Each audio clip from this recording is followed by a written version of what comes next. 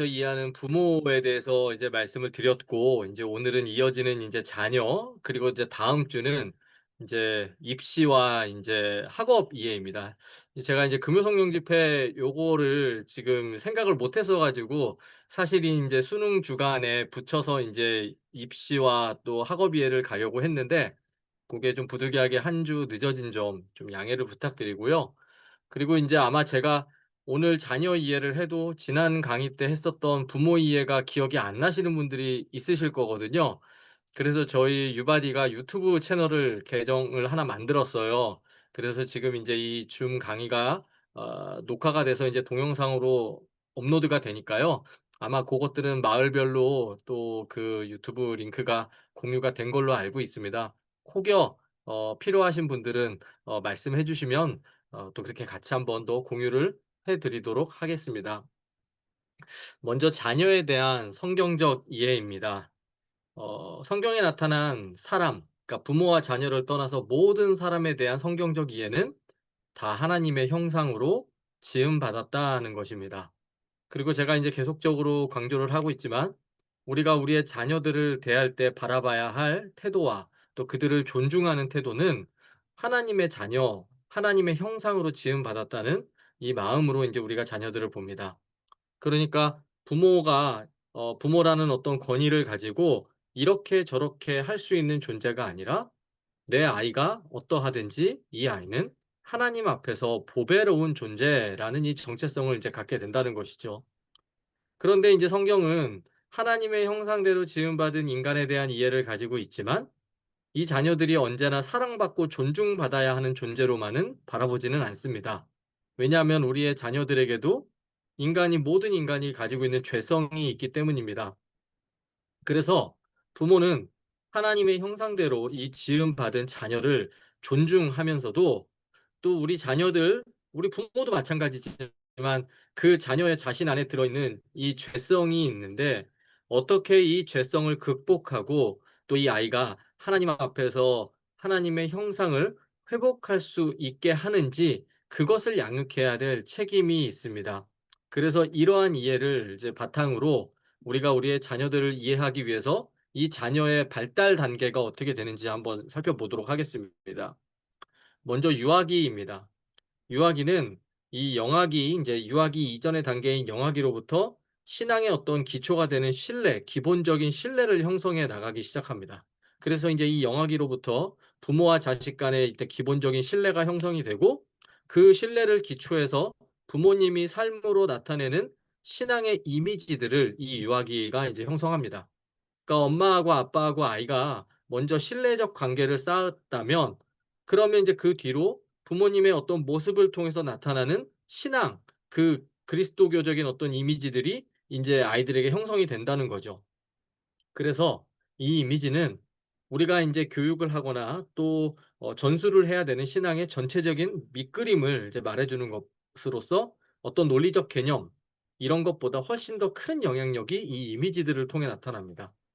그러니까 이제 아이들은 이것을 통해 상상을 하게 되고, 이 상상력이 이제 유아기의 어떤 아동들에게 굉장히 중요한 도구라고 한다면, 이때 부모로부터 얻어지는 그 이미지들은 이 아이가 살아가면서 꽤 오랜 시간 동안 영향을 미치게 됩니다.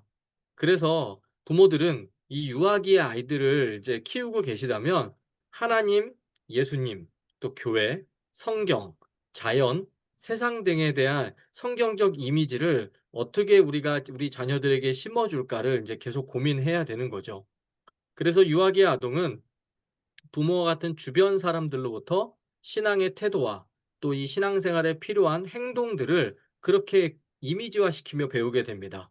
그리고 이러한 어떤 이미지들이, 아이들의 어떤 생각과 기억 속에 남아있는 이미지들이 결국 이들의 평생 신앙 형성에 깊은 영향을 미치게 된다는 거죠. 그래서 이러한 시기에 처음으로 인제 자신이 가지고 있는 어떤 신앙 의식에 대해서 한 번 더 생각을 해 보게 되고, 그리고 인제 이 신앙의 형성이 이 부모님으로부터 어떻게 인제 나타나는지, 아이들의 어떤 이미지, 그리고 아이들의 그런 형상에 인제 영향을 미친다라고 말씀을 드릴 수 있을 것 같습니다. 그리고 인제 아동기로 넘어갑니다. 유아기나 또 사춘기. 이 사이에서 이제 상대적으로 굉장히 조용한 시기로 이제 이야기를 하면서 이 표현을 이제 잠복기라고 이야기합니다. 그러니까 이제 은근, 아동기, 초등학교에 지내는 아이들은 표면적으로는 되게 수능적이고 조용해 보이지만 이 에너지가 내부적으로 굉장히 이제 강하게 이제 발동하는 시기. 응. 그래서 왜 급격한 어떤 금방장 인지 그렇게 빨리 발달을 이제 와요? 가져오는 에너지가 이제 충전이 되는 시기라고 이제 바라보고 있습니다. 그리고 이제 이 아동기의 아이들은 논리적 사고가 가능해집니다. 그리고 이제 친구들과 함께 상호작용이 활발해지면서 이제 집단을 형성해 나가는 것들을 배우게 됩니다. 그러면서 자신의 어떤 속성, 또 자신이 속한 어떤 공동체에 대해서 긍정적 가치도 부여하기도 하고 또 부정적 가치를 부여하면서 이렇게 이러한 어떤 평가들을 통해 내 정체성을 세워가고 자아에 대한 존중감을 세워가고 심리적으로 계속적인 변인이 일어나는 시기입니다.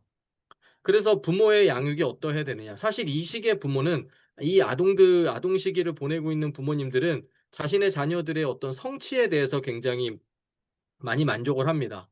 그래서 인제 부모가 애정적으로 또 수용적으로 또 자녀들이 성취해 나가는 어떤 이런 부분들을 또 또? 칭찬하기도 하고 또 때로는 통제하기도 하면서 이 자녀의 독립심과 또 자율감을 격려해 주는 이런 권위적으로 인제 부모에게 형성되는 이 권위적으로 인제 아이들을 양육하게 되고 이러한 양육 행동이 결국 아이들의 학업 성취와 인제 관련이 되어 있는 응. 시기. 그런데 인제 기독교 교육학자 제임스 팔러에 의하면 이 시기는 이제 신화적, 응. 문화적으로 이제 신앙을 접하는 단계로 이 시기의 오. 어린이들은 자신이 속한 집단, 그러니까 사회, 공동체 안에서 이야기나 또 신앙, 관습들을 통해 스스로 인제 이것들을 받아들이기 시작한다는 거죠. 그래서 응. 이 시기의 아동들은 하나님을 인제 사람의 관점으로 바라보면서 어떠한 상징이나 응. 신앙의 깊은 의미를 깨닫기보다는 이 어떤 부분들을 인제 문자적으로 또 논리적으로 이해하는 인제 시기입니다. 그래서 하나님이 세상을 만드셨다는 것을 받아들이고 예수님이 하나님의 아들이시라는 것을 문자 그대로 받아들이면서 인제 성경의 어떤 내용들을 이제 습득하게 되고 또 성경의 이야기들을 이제 잘 이제 받아들이면서 그렇게 인제 잘 발전하다가 어느 정도 인제 응. 사춘기가 가까워지는 고학년이 되면서 인제 죄에 대한 어떤 인식이 좀 심화되는 시기라고 합니다. 그래서 응. 이 죄가 어떻게 심화되느냐? 예수님을 통해 하나님의 용서에 대해서 확신을 가질 수 있게끔 인제 그런 지점들을 많이 교육을 해 줘야 된다는 것이죠. 그러한 어떤 인제 복음의 어떤 이 근본적인 논리들이 인제 이 아동기 아이들에게는 문자적으로 인제 이해가 됐다고 한다면 청소년기 아이들은 좀 다릅니다. 이제 청소년기들은 급격한 신체 변화를 이제 경험하는 시기입니다. 그러니까 신체는 성숙해 나가는데 심리적으로는 아직 미성숙한 사이에 머물고 있기 때문에 그 안에서 인제 부조화가 나타나는 것이죠. 그리고 인제 청소년기의 부모를 이제 청소년기 아이를 이제 키우시는 부모님들은 이 아이들이 인제 자신의 외모에 많이 몰두해 있기 때문에 자신의 관심사와 타인의 관심사를 잘 구분하지 못합니다. 그러니까 이것이 인제 청소년기 아이들의 자기 중심성이라고 이야기해요. 그래서 이 시기의 청소년들은 '나는 누구인가? 그리고 나는 무엇이 되고 싶은가?'를 계속적으로 자문하는 시기입니다. 그러니까 자신을 새롭게 창조하는 시기보다는 이미 자신이 형성되어 왔던 자신을 자기 스스로를 다시 한번 발견하는 시기입니다. 그러다 보니까 부모나 또 교사에게 비판적인 태도를 보이기도 하고 또 자신의 이 요구를 만족시켜 주는 그 그룹에는 또 열광적으로 또 참여하는 이제 이 속성들을 보이죠. 그런데 이 청소년기에 아이들이 갖는 그러니까 부모와 갖는 어떤 관계들은 아동기에 가졌던 부모와의 관계는 좀 다릅니다. 그러니까 부모와의 독립을 원하지만 여전히 부모와 애착 관계를 이제 갖기를 유지하기를 원하면서 이 시기에 인제 친구의 존재가 청소년기 아이들에게는 매우 중요해집니다.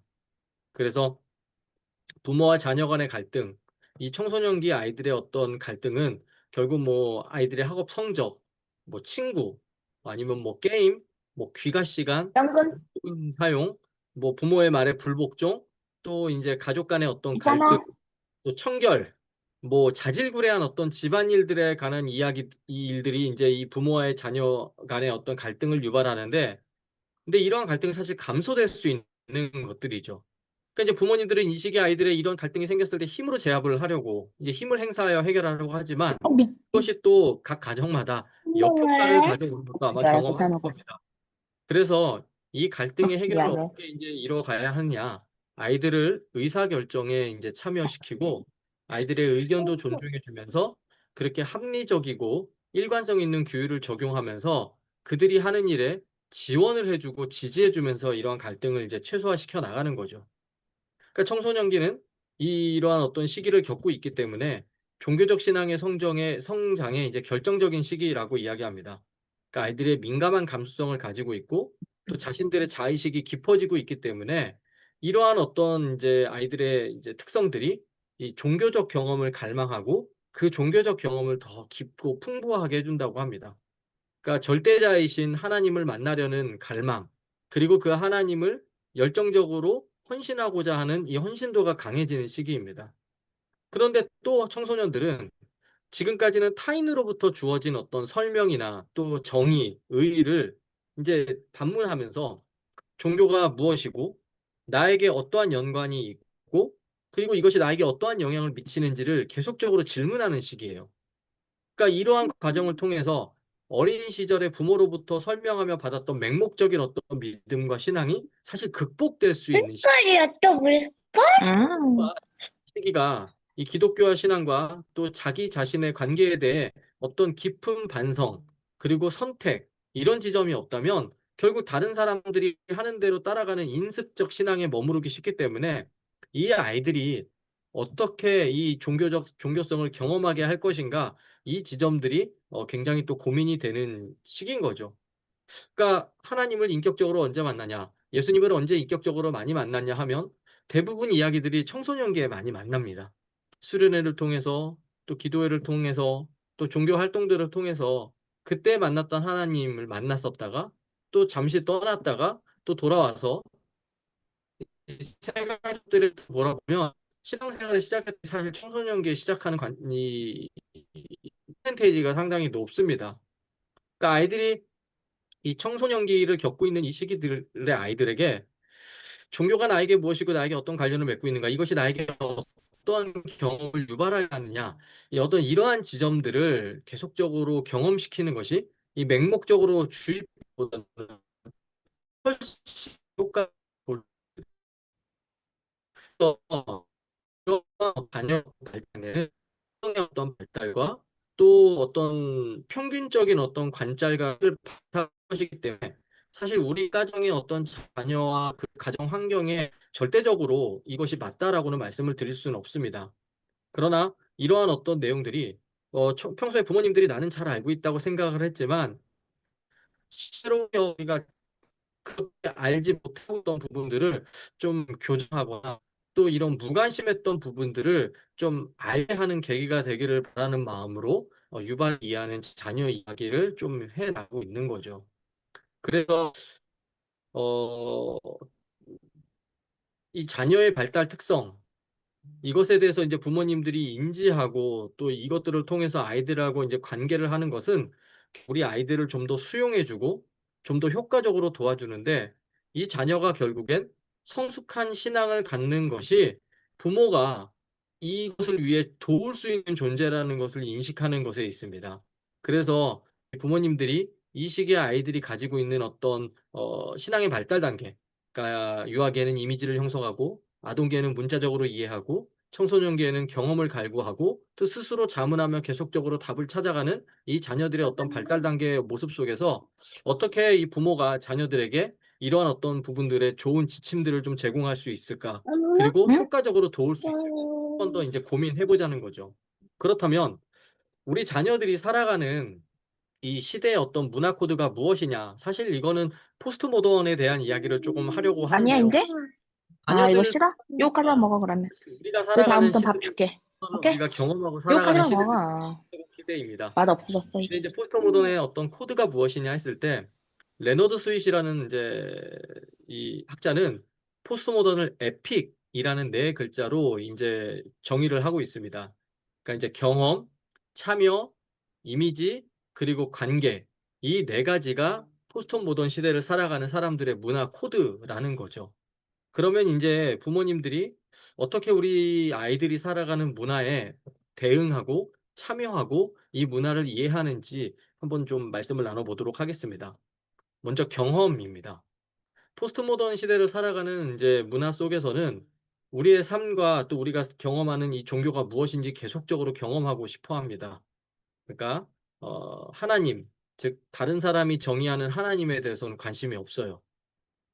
누가 뭐 내가 정의하는 하나님이 중요하고 내가 경험하는 하나님이 중요하지, 이것이 어 다른 사람이 정의하는 하나님에 대해서는 별로 관심이 없는 것이죠. 그래서 내가 경험하는 하나님이 누구인지, 내가 경험하는 신앙이 무엇인지, 내가 경험하는 복음이 무엇인지가 자기의 어떤 신앙의 색채를 그렇게 나타내는 것입니다. 그러니까 이제 포스트 모던은 결국 모던의 다음 시대를 포스트 모던이라고 하는 것인데, 이 모더니즘의 특성은 이성을 중시하고 과학적으로 증명해 내려고 하고 명제적으로 무엇을 계속적으로 만들어가는 시대였는데, 포스트 모던 시대는 그 언어적인 관습을 뛰어넘어서 경험을 중시하기 때문에 내가 지금 이 종교 활동을 통해서 무엇을 느끼는가, 그래서 교회 전통적으로 이거는 이렇게 정이 내려왔다. 하나님은 이런 분이시다. 이것들은 뭐 교역자나 교회 제도나 부모가 정의하는 신앙, 이것에는 관심이 없어요.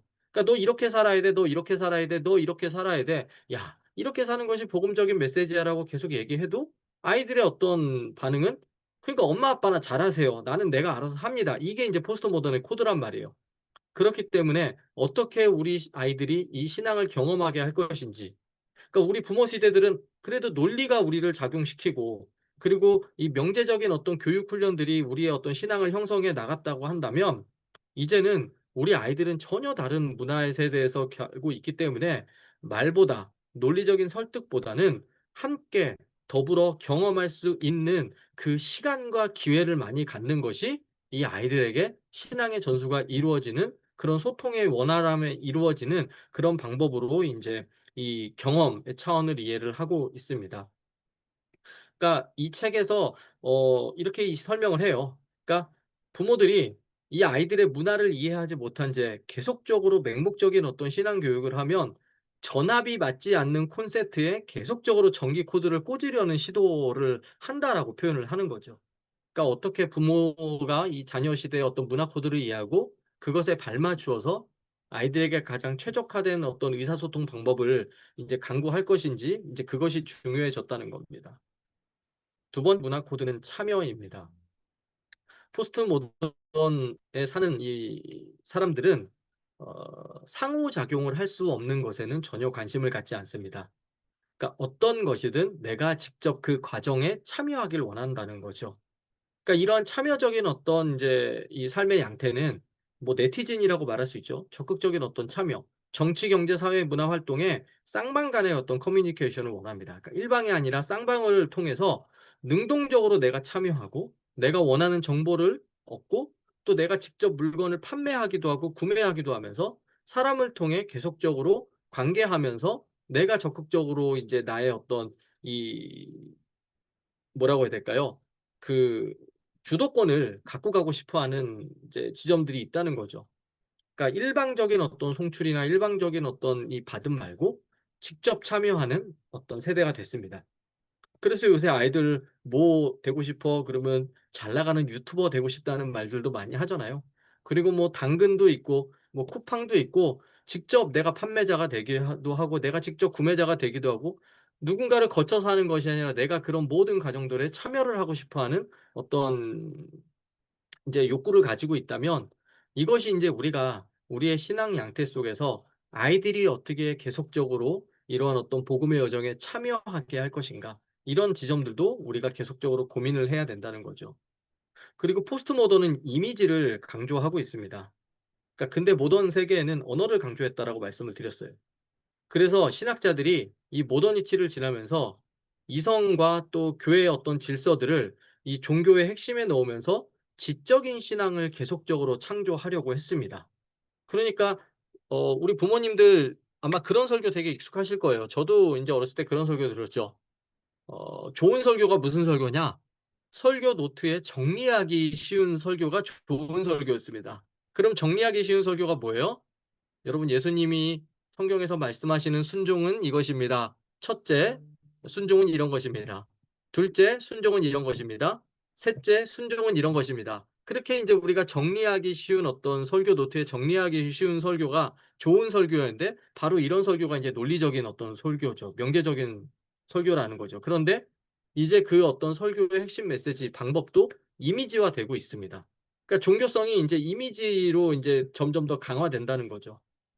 그러니까 원래는 신비, 어떤 은유, 어떤 이제 매개들이 언어를 극복할 수 없기 때문에 불분명하고 모호하고 비논리적이라고 이야기하면서 배제해 왔는데 이야기를 전달하는 어떤 역할을 이제 미디어에게 빼앗기다 보니 교회는 더 이상 언어로 극복할 수 없는 시대, 그러니까 이 언어로만 모든 것들을 극복해낼 수 없는 이 위기를 맞이했습니다. 그러면서 다시 한번 인제 이 시대에 코드가 뭐 은유, 뭐 스토리텔링, 그다음에 이야기 이렇게 인제 다시 한번 강조가 되면서 그렇게 다양한 감정들을 표출하는 어떤 통로에 우리 자녀들이 살아가고 있습니다. 그렇기 때문에 이 부모님들이 이 이미지를 어떻게 사용을 할 것이냐. 그러니까 계속적으로 기억 장치를 만들어 줘야 된다는 거죠. 신앙을 기억할 수 있는 장치, 이 아이들이 어렸을 때 경험했었던 그 기억들을 계속적으로 기억하는 장치, 이런 것들을 어떻게 인제 우리의 어떤 신앙의 양태 속에서 경험하게 할 것인가가 인제 고민이 되는 거죠. 그래서 수원성교회가 그래도 무언가 계속적으로 어떤 이미지들을 만들어내고 있습니다. 뭐 교육부는 또 교육부 자체적으로 그렇게 하고 있겠지만 또 성인 사역을 할 때도 뭐 성찬이라든가 세례라든가 이런 어떤 교육들을 통해서 아이들이 무언가 기억할 수 있는 매개들을 계속적으로 사용을 하는 겁니다. 물을 사용하고 포도주를 사용하고 빵을 사용해 주고 그것이 그냥 내가 여러 가지 감각을 통해서 경험할 수 있는 그런 매개들을 교회도 계속적으로 이제 제공하려고 합니다. 그래서 기억을 불러일으키는 거죠. 그리고 마지막으로 관계입니다. 그러니까 이 시대를 살아가는 아이들은 비슷한 성향끼리 뭉치려는 경향이 있습니다. 그러니까 사실 현대를 살아가는 우리 아이들이 굉장히 개인적인 어떤 사고를 갖고 개인적인 습성을 갖고 살아가는 것 같지만 동시에 굉장히 공동체적인 어떤 경험을 하고 싶어 한다는 거죠. 그러다 보니까 뭐 온라인상에 무수한 어떤 인제 뭐라고 해야 될까요? 커뮤니티들이 인제 등장을 하게 되는 거잖아요. 그래서 이슈에 따라 온라인과 오프라인 영역을 결속을 통해서 인제 자신들의 어떤 정체성을 공고히 해 나갑니다. 그러니까 개인주의적이면서도 공동체의 연대감을 갈망하고 내 소속감이 중요해지고 또 공동체성의 어떤 결속을 굉장히 중요시한다면 부모님들이 어떤 이러한 문화들을 이해하면서 우리 아이들에게 어떻게 경험적 차원이 이 강화돼서 신앙을 경험할 수 있게 할 것인가. 그리고 어떤 신앙의 어떤 참여의 어떤 이 바운더리를 어떻게 늘려가게 할 것인가. 그리고 어떤 이미지 같은 것들을 통해서 이 신앙의 어떤 기억 장치들을 계속적으로 부여할 것인가? 그리고 계속적인 어떤 공동체적인 어떤 결속, 동일한 집단의 어떤 결속과 연대를 어떻게 강화시킬 것인가? 이 지점은 사실 우리 부모님들뿐만 아니라 교회에서도 동일하게 고민하고 또 그런 매개들을 계속적으로 만들어내야 된 책임이 있습니다. 그런데 이제 이러한 시대의 어떤 문화의 코드를 우리가 한번 생각을 해 봐야 된다는 것이죠. 그런데 인제 이런 인제 자녀들의 어떤 문화에 대해서 부모님들의 반응이 보통은 5 가지로 인제 유형이 됩니다. "절대 안 돼."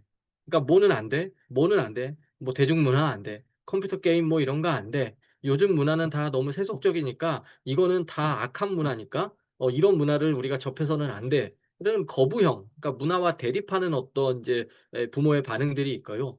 또 이것을 그냥 동조하는 부모님들도 계십니다. "해. 하고 싶은 대로 해. 이거 충분히 괜찮아. 이거는 뭐 신앙과는 다른 거니까 하고 싶은 대로 해." 이렇게 용인해 주는 동조형의 부모님들이 있습니다. 근데 제일 안 좋은 건 무관심형이죠. 아이들의 문화를 이해하지 않으려는 부모님들의 습성도 있습니다. 그러니까 부모들이 삶에 지치고 또 개인들의 어떤 삶의 어떤 자리가 너무 분주하다 보니까 이 자녀들의 어떤 문화에 관심을 갖지 못하는 사실 부모님들도 상당히 많이 계십니다. 그러니까 문화와 상관없는 삶을 살아가시는 거죠. 그리고 또 비판형도 있습니다. 뭐가 문제인지 계속적으로 평가하는 거죠. "진지하게 한번 생각해 보자. 너 앉아 봐. 우리가 이거 한번 진지하게 한번 생각해 보자. 이 문화를 누리려면 비판을 해야지. 그러니까 어떤 기준이 있어야지. 네 안에 선이 있어야지. 그러면서 이제 문화와 역설의 어떤 관계를 계속적으로 이제 강조하는 부모님들도 계십니다. 그런데 이제 가장 이상적인 어떤 방법은 문화를 변혁해 나가는 과정입니다.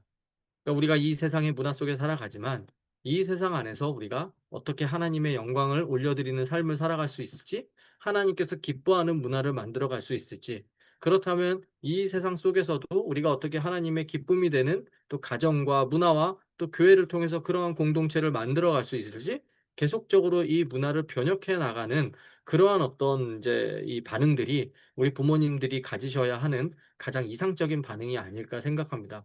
그러니까 문화를 수용할 줄도 알지만 그 문화를 수용하는 거나 아니면 문화를 대립하는 것이 아니라 이 문화를 통해서 어떻게 우리가 이 하나님께서 기뻐하시는 그런 문화들을 계속적으로 인제 창조해 나갈 것인가. 뭐 부모님들이 어떻게 대단한 문화들을 만들어 가겠어요. 가정 안에서 이루어져야 되는 거죠. 우리 가정의 어떤 문화가 무엇인지, 나는 어떠한 유형의 부모인지, 그러면 우리 가정의 어떤 문화와 또 우리 가정의 어떤 관습들이 있을 것이고, 또 우리 가정의 가치관들이 있을 것이고, 또 우리 가정의 교육 철학이 있을 것이고, 또 우리 가정의 가훈 이런 것도 있으실 거잖아요. 그럼 그런 것들이 다 문화의 어떤 옷을 입고 있는 것들인데, 이런 문화, 우리 가정의 문화를 우리가 어떻게 하나님께서 기뻐하시는 가정의 문화로 만들어 갈 것인지, 이제 그런 것들을 우리가 고민해 보자는 이야기입니다. 한번 생각해 보시면 좋겠습니다. 우리 가정의 문화는 어떠한가? 내가 우리 자녀들을 대하는 문화의 태도는 어떠한가? 이 문화를 받아들이고 아이들의 문화를 이해하려는 나의 진짜 모습과 태도는 어떠한가? 그럼 나는 어떠한 모습으로 우리 아이들의 눈에 비춰질까? 이것을 한번 생각해 보시면서 단순히 그냥 문화를 대립하고 또 문화를 흡수하는 것으로만은 끝날 문제가 아니라는 거죠. 어떻게 이것들을 선하게 또 변혁해 나갈 것인가, 그런 고민들이 있으시면 좋겠습니다. 그래서 이 자녀와 이 부모님들 간의 문화 차이를 좀 어떻게 극복을 해 나가야 되는가, 그래서 무엇이 필요한가, 이것들을 좀 이야기 더 해 보도록 하겠습니다. 먼저 제일 필요한 것은 부모와 자녀 간의 대화입니다. 그러니까 세대 차이라고 이야기하는 것과 또 문화 차이를 이야기하는 것을 극복하기 위해 가장 핵심적인 방법은 대화입니다.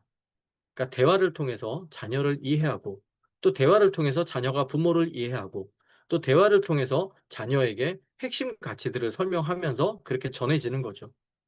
그러니까 전통적으로 어떤 지식 체계를 인제 신앙은 지식 체계로 이해가 되어 왔었기 때문에 그냥 기성세대, 우리 부모 세대가 가지고 있는 어떤 가치, 내가 알고 있는 정보, 내가 알고 있는 문화, 그리고 내가 알고 있는 내용, 그러니까 신앙의 가치, 신앙의 내용, 신앙의 정보, 이런 것들을 그냥 고스란히 전수해 왔습니다. 근데 이 구조가 굉장히 일방적인 커뮤니케이션이었다는 거죠. 그러니까 부모는 지시하고 아이들은 그것을 그냥 받는 피동적인 어떤 존재로만 간주해 왔습니다. 그러니까 자녀 교육에 있어서도 우리 아이들에게 우리 부모님들이 자녀 교육할 때에 사실 가르치는 것만 생각을 했습니다. 그리고 전달하면 끝나는 것으로 생각을 했죠.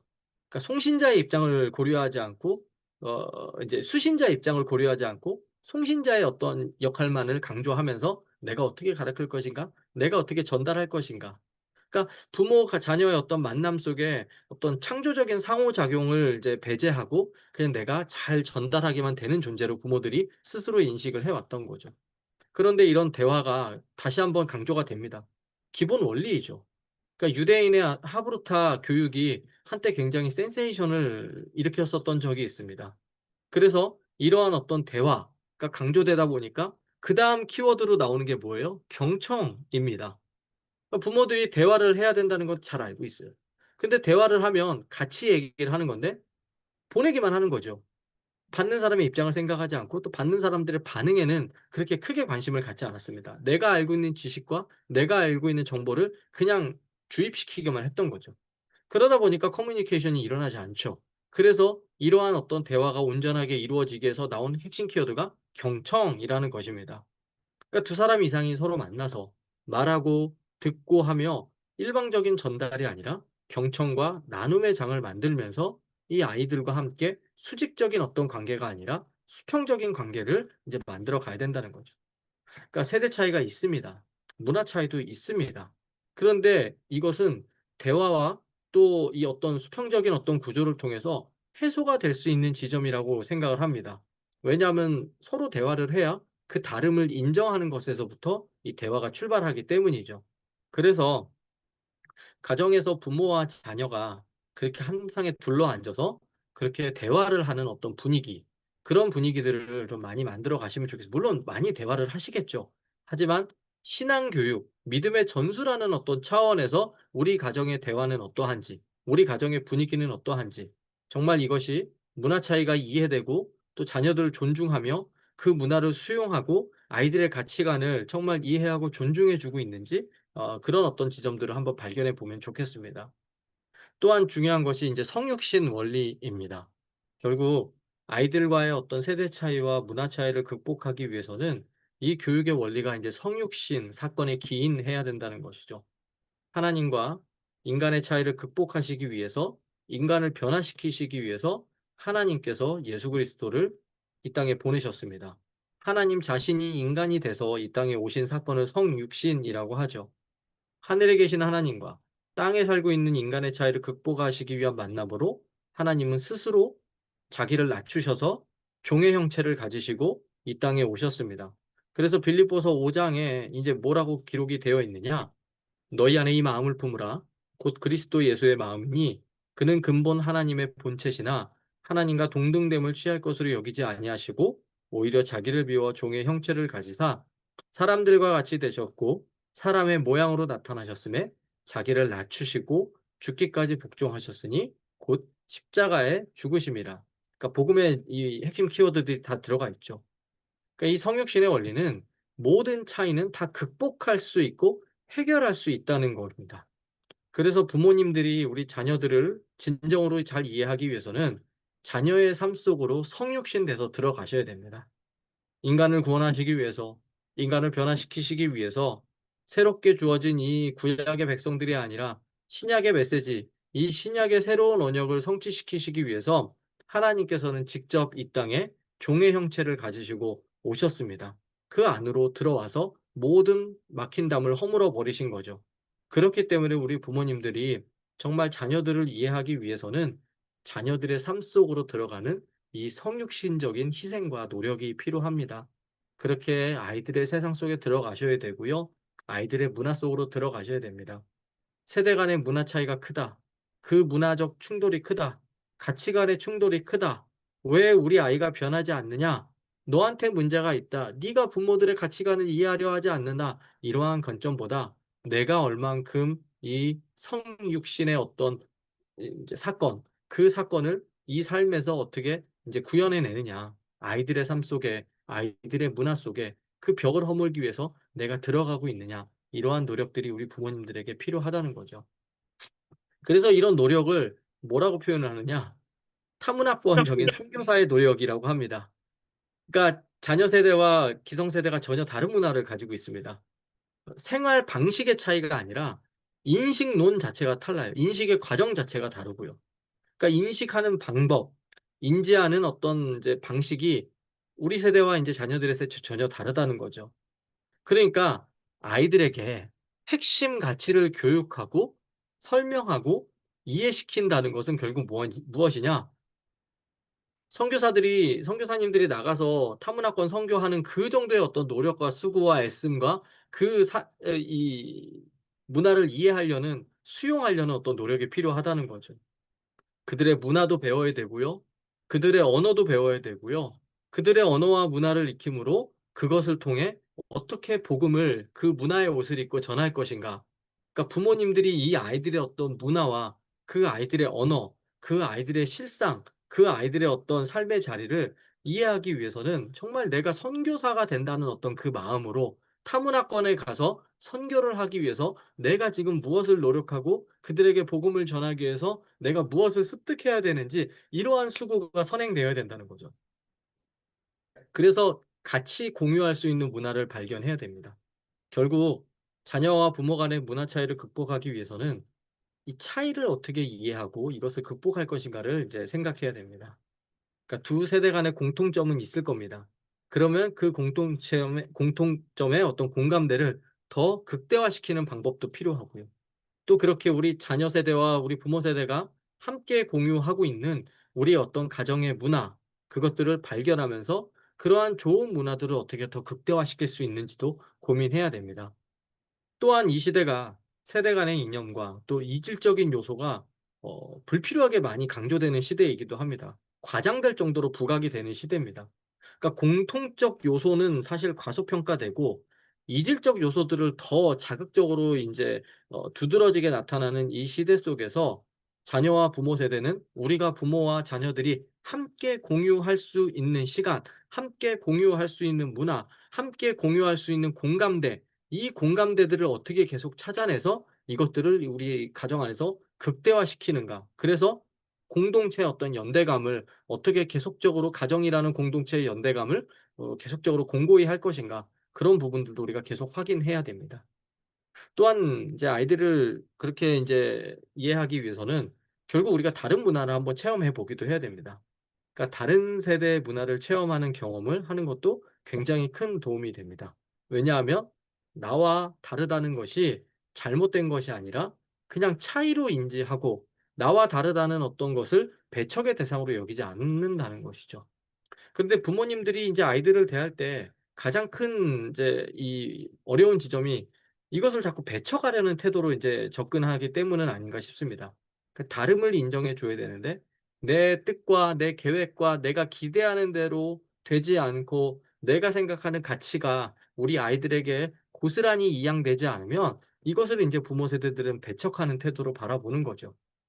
그래서 서로가 어떻게 풍성히 배울 수 있는지 부모로부터 아이들이 배우고 또 아이들로부터 부모들이 배우면서 서로를 통해 이 배움의 자원이라는 이 인식이 우리에게도 전환되어야 될 필요가 있습니다. 그러면 인제 이러한 어떤 문화적 내용을 통해서 유바디가 인제 자녀를 어떻게 이해되는지 자녀를 바라보는 관점이 인제 거듭나야 되는 거죠. 먼저 예수님이 인제 어떠한 관점으로 우리 세상을 보셨는지를 보셔야 이제 바라봅니다. 그러니까 예수님의 어떤 시선은 사람들을 보실 때 현재를 이제 바라보면 포기할 수밖에 없습니다.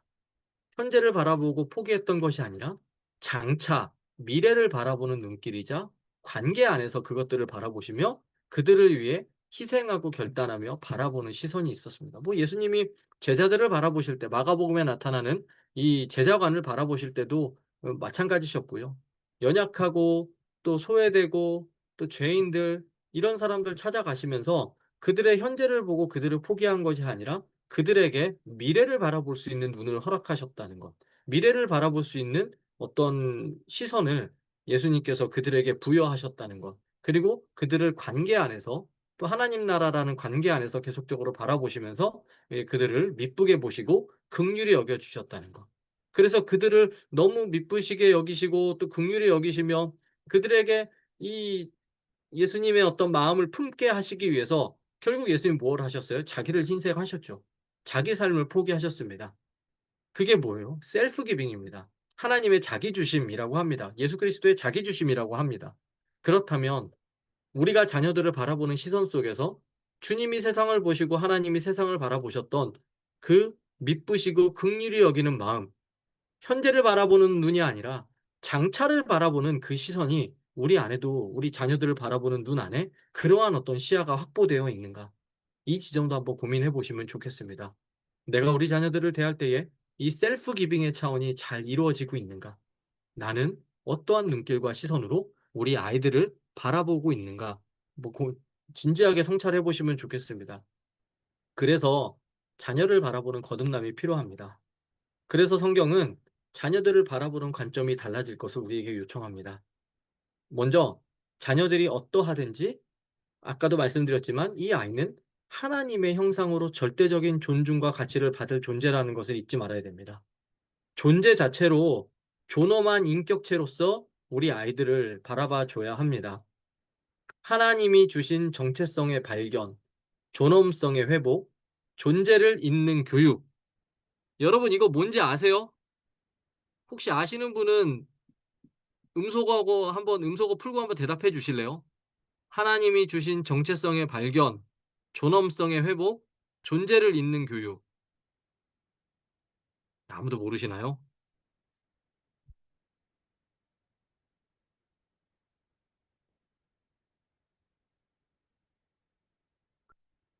모르시는 거죠?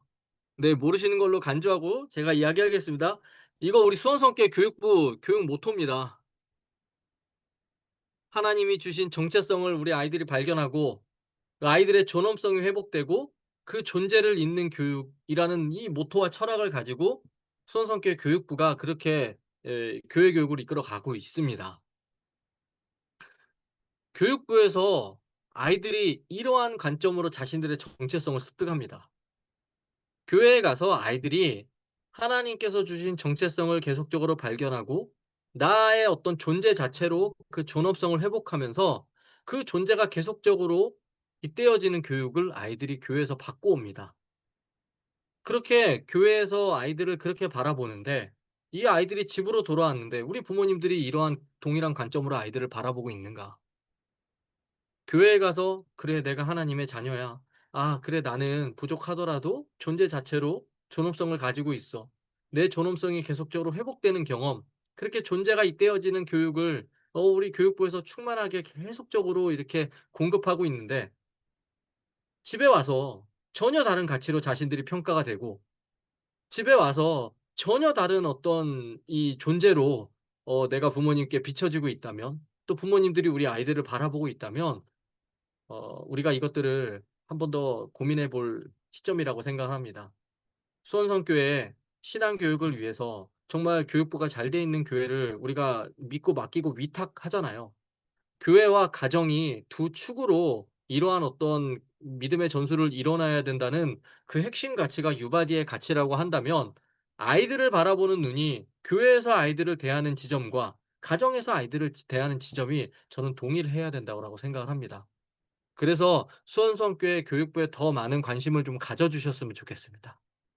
우리 아이들이 어떠한 철학으로 교육을 받는지, 우리 아이들이 교회 안에서 어떠한 가치를 회복하고 있는지, 우리 아이들이 교회 안에서 어떠한 존엄성을 담지하고 있는지, 그렇다면 교회에서만 그런 가치로 여겨지는 우리 아이들이 아니라 가정에서 확실히 더 그게 공고해져야 된다는 거죠.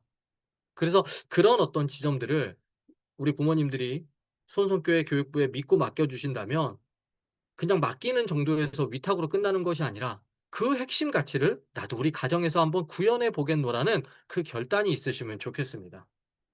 그래서 자녀의 독특성을 인정해 주셔야 됩니다. 자녀는 우열을 따지는 대상이 아닙니다. 누가 잘하고 누가 못하고 너는 이게 부족하고 이거는 잘하고 있고 이런 우열의 어떤 평가가 아니라 개개인에게 하나님께서 주신 선물이자 독특하고 고유하며 유일한 존재로 인정을 해 주셔야 된다는 거죠. 그리고 아까도 말씀드렸다시피 예수님께서는 미래지향적 관점으로 사람들을 대하셨습니다. 그렇다고 한다면 우리 부모님들이 예수님의 어떤 이 마음을 품고 우리 아이들을 대하신다고 한다면 가능성에 대한 신념을 좀 가져 주셔야죠. '우리 아이에게 여전히 가능성이 있다. 우리 아이에게 여전한 가능성이 있다.' 그렇게 부정적인 요소와 연약한 지점들이 있지만 이것들을 갖고 회복 가능한 것으로 여기고 믿고 간구하는 기도가 우리 부모님들이 가지셔야 하는 가장 핵심적인 요인이 아닐까 싶습니다. 완벽하지 않습니다. 우리 아이들 절대 완벽하지 않죠. 그리고 우리 아이들을 바라보면 좋은 것보다 부정적인 것들이 더 많이 보입니다. 왜냐하면 그게 극복되길 원하니까요. 잘하고 있는 것은 그냥 두고 부족한 것이 좀 더 극복돼서 그 부정의 가치들이 긍정의 가치로 변화되기를 원하는 지점들이 우리 안에 있기 때문에 아이들의 부정적인 요소들이 더 많이 보이긴 합니다. 그런데 그것을 회복 가능한 것으로 믿고 부모님들이 뭐 해야 되겠어요? 기도하셔야죠. 아무리 강조해도 지나치지 않습니다. 그런데 예수님이 사람들을 바라보셨던 미래지향적인 어떤 시선, 현재를 보면 포기할 수밖에 없지만 미래를 보며 그 가치를 생각하고 미래를 보며 그 변화의 기대를 가지고 있었던 그 예수님의 모습을 우리가 담는다고 한다면 부모님들이 예수님의 핵심 가치를 어떻게 우리 삶에서 구현할 것인가가 굉장히 중요해지겠죠. 그래서 전인적인 관심이 중요합니다. 부모님은 아이들의 한 부분에 관심을 갖고 있습니다. 학업 성취에 대한 지점들이 우리 부모님들이 아이들을 바라볼 때 가장 갖고 있는 핵심 가치라고 생각합니다. 그런데 아이들의 어떤 전인적인 어떤 이 성장에 관심을 갖고 계시다면 아이들의 모든 생활에 관심을 가져야 합니다. 그리고 그 아이가 가지고 있는 모든 자질들을 다 발굴해서 어떻게 그것이 신앙의 어떤 발전으로까지 이어질 수 있을지를 함께 고민해 주셔야 되는 거죠.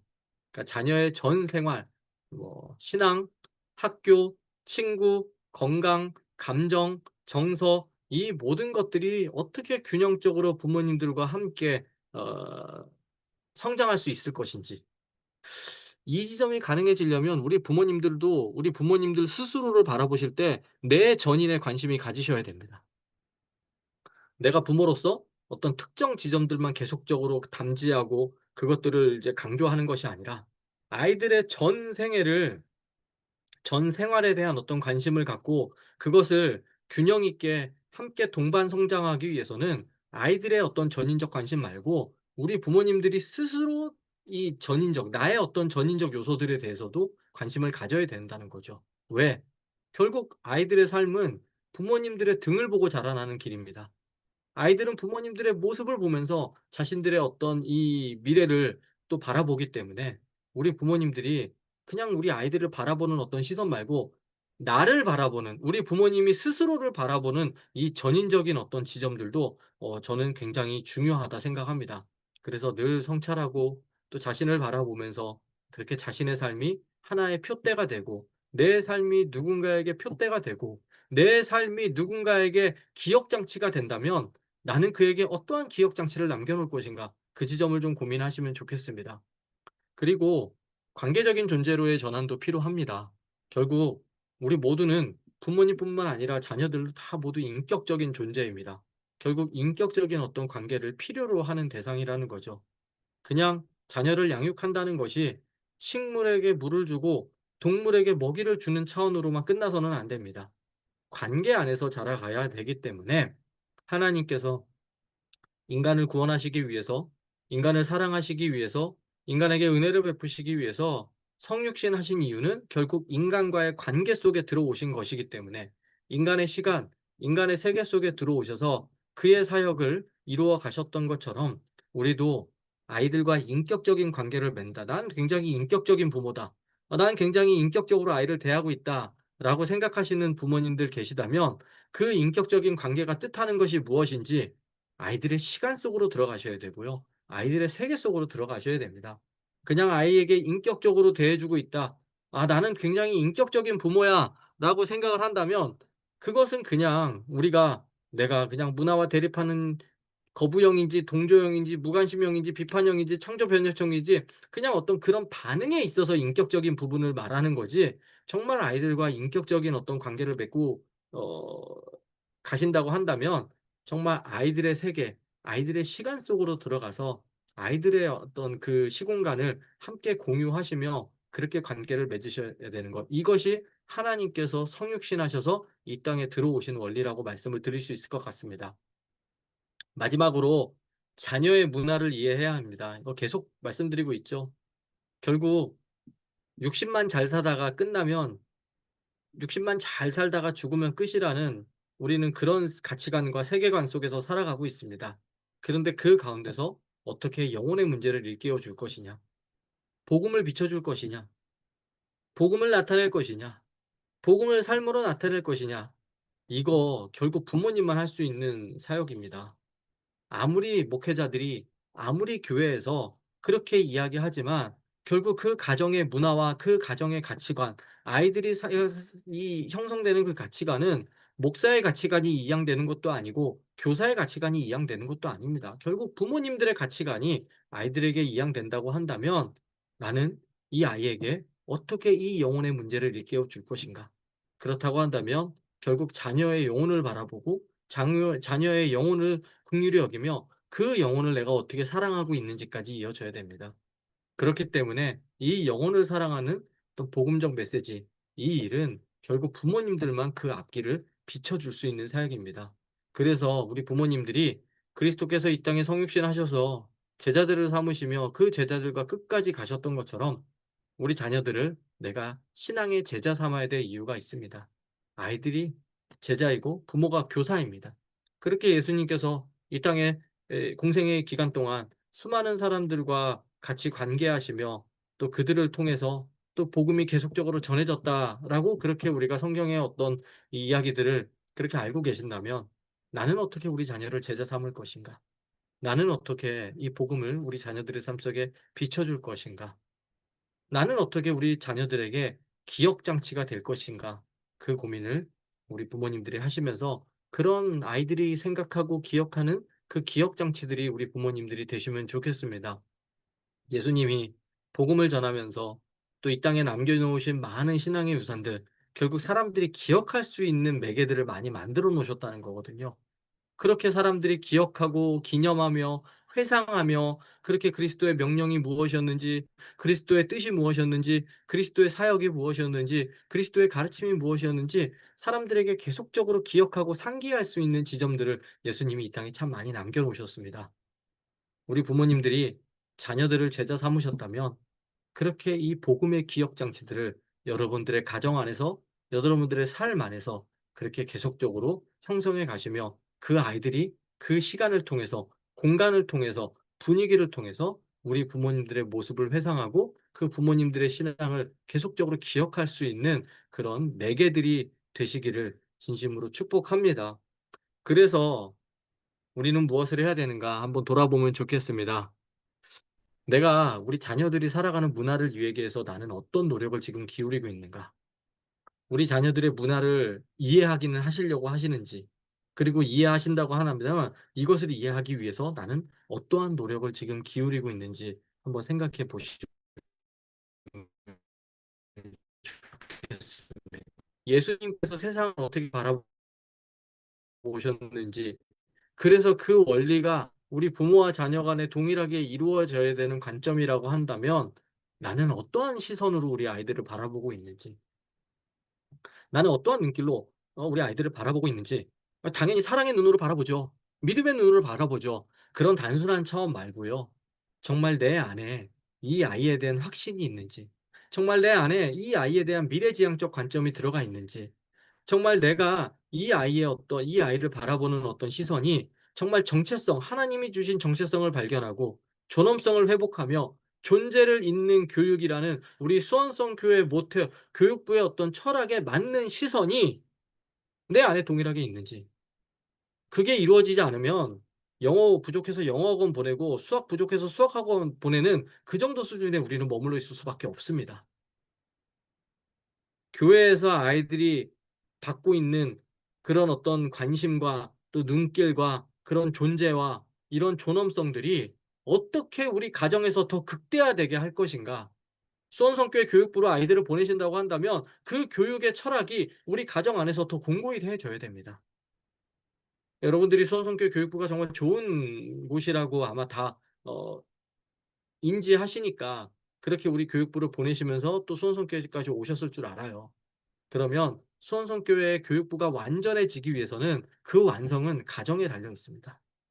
정말 아이들을 내가 어떠한 눈길로 바라보고 있는지, 어떠한 시선으로 바라보고 있는지 한번 생각해 보시면서 그러한 어떤 자녀들을 이해하고 또 자녀들을 바라보는 관점이 달라지시는 우리 모든 부모님들 되시기를 진심으로 축복합니다. 우리 잠깐 기도하는 시간을 좀 갖도록 하겠습니다. 한 1-2분 정도 또 함께 기도할 텐데요. 거듭남입니다. 하나님, 내가 우리 자녀들을 바라보는 그 시선이 거듭날 수 있도록, 또 하나님, 내가 우리 아이들이 살아가는 그 문화를 이해하는 나의 삶의 가치도 거듭날 수 있도록 그렇게 문화를 이해하고 또 아이들과 함께 그 시간과 공간 속에 들어가서 예수님 성육신 하셨던 것처럼 그렇게 이 땅에 들어와서 연약하고 부족하고 그렇게 어려운 사람들 만나시며 그들을 변화시키고 그들의 존엄성을 회복시켜 주신 것처럼 하나님, 나도 우리 자녀들의 세계 속으로 들어가 그들의 존엄성을 발견하고 그들의